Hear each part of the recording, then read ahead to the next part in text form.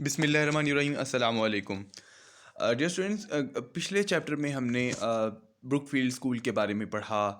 Brook field school chapter 2 Mr Chips پر لکھا ہوا ناول جو کہ جیمز ہلٹن نے لکھا. ہم پہلا چیپٹر اس کا پڑھ چکے ہیں اور چیپٹر 2 میں ہم نے بروک فیلڈ اسکول کے متعلق پڑھا. ان تمام طلباء نے جنہوں نے پہلے والے چیپٹر کی 3 جو ہے نا ایپیسوڈ نہیں دیکھیں وہ اس کو ضرور دیکھیں تاکہ اس کا سلسلہ وار طریقے سے ان کے رابطہ جو ہے نا وہ نہ ٹوٹے.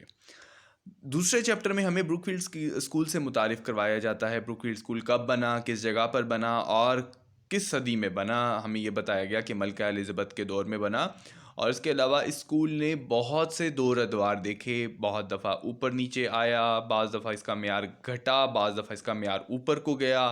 اس کی بلڈنگ کی رینوویشن ہوئی کنگ جارج کے دور میں. اس کے علاوہ نپولین کی جو جنگیں ہیں 1815 میں بیٹل آف واٹرلو ہو گئی، یا مڈ وکٹورین ڈے جو 1830-40 کا عرصہ ہے، اس دوران اسکول کی شہرت میں دوبارہ سے کمی واقع ہوئی. اسکول کی شہرت میں دوبارہ اضافہ ہوتا ہے جب ویدر بائی اسکول کو جوائن کرتا ہے 1840 میں، اور دوبارہ سے اسکول جو ہے وہ اپنی اہمیت حاصل کرتا ہے. اس اسکول نے بہت سارے اہم لوگ فراہم کیے ہیں برطانیہ کو. مثلاً یہ اسکول نے بہت سارے member of parliament, colonial administrators, بہت سارے نواب، بہت سارے چرچ کے پادری، ججز، اس کے علاوہ بزنس مین، انڈسٹریلسٹ، مینوفیکچرر اور تجربہ کار لوگ پیدا کیے.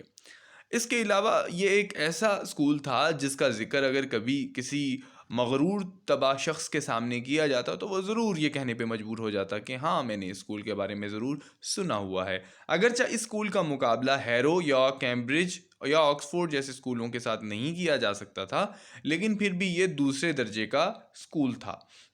ہمیں یہ بھی بتایا گیا کہ بروک فیلڈ چونکہ دوسرے درجے کا ایک اسکول تھا تو دوسرے درجے کے اسکول ہونے کی وجہ سے ہی اس نے مسٹر چپس کو قبول کیا. اگر یہ ہیرو کی طرح کا کوئی اچھا اسکول ہوتا تو شاید مسٹر چپس کو قبول یہاں پر نہ کیا جاتا.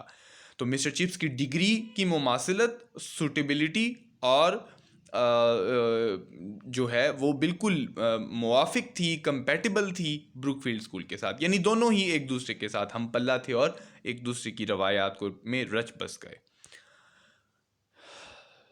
تیسرے پیراگراف میں اگر ہم جائیں تو وہاں پہ ہمیں یہ بتایا جاتا ہے کہ شروع میں جو مسٹر چپس ہے شروع میں وہ ایمبیشیس طرز کا تھا. ایمبیشیس سے مراد ہی واز بوسٹفل سے مراد وہ مغرور تھا، اس بات پر جو ہے نا وہ اتراتا یا کنسیٹڈ یا مخفی رکھتا اپنی اس بات کو. لیکن پھر بھی اپنے ابتدا کے 20 سال والی عمر میں، اپنی ارلی 20s میں، وہ ایک مشتاق تھا، ترقی کا ہاں شخص تھا کسی بھی ایک اور شخص کی طرح.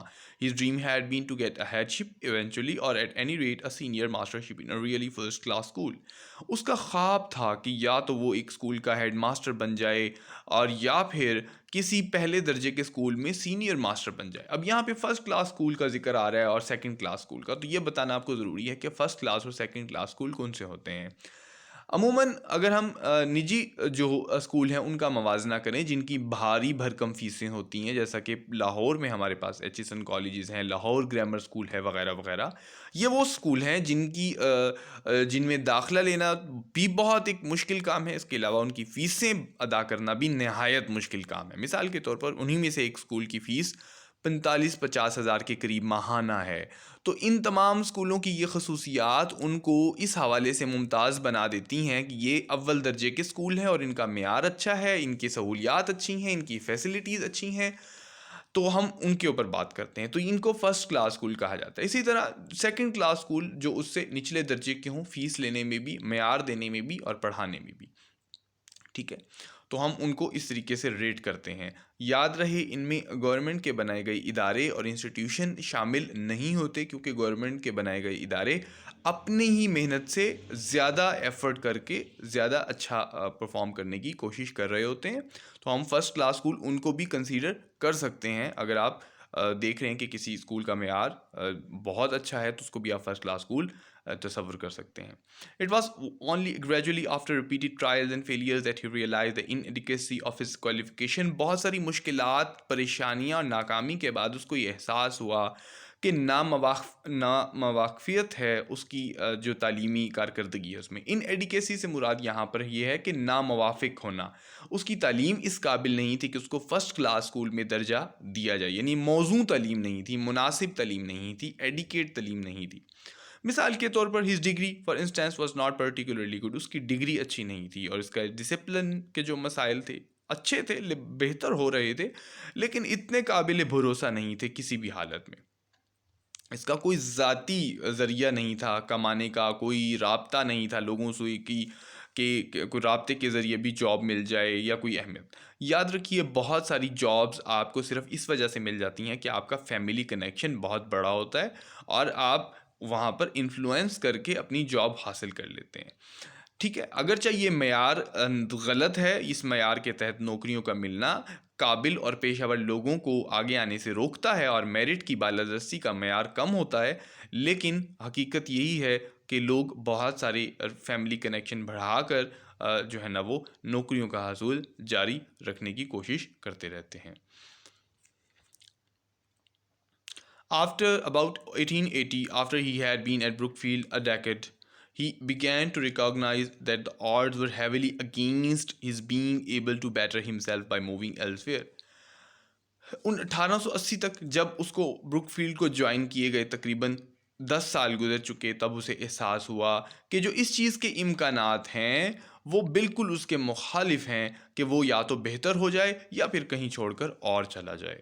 But about that time also the possibility of staying where he was began to feel a comfortable niche in his mind. لیکن پھر اس کے بعد اسی جگہ رہنے کی جو سہولت ہے وہ اس کے دماغ کے کسی کونے خدرے میں جگہ بھرنے لگ گئی. یعنی اس نے اپنے دماغ میں یہ بٹھانا شروع کر دیا کہ اب مجھے بروک فیلڈ میں ہی رہنا ہے. 40 سال کی عمر میں he was rooted settled and quite happy.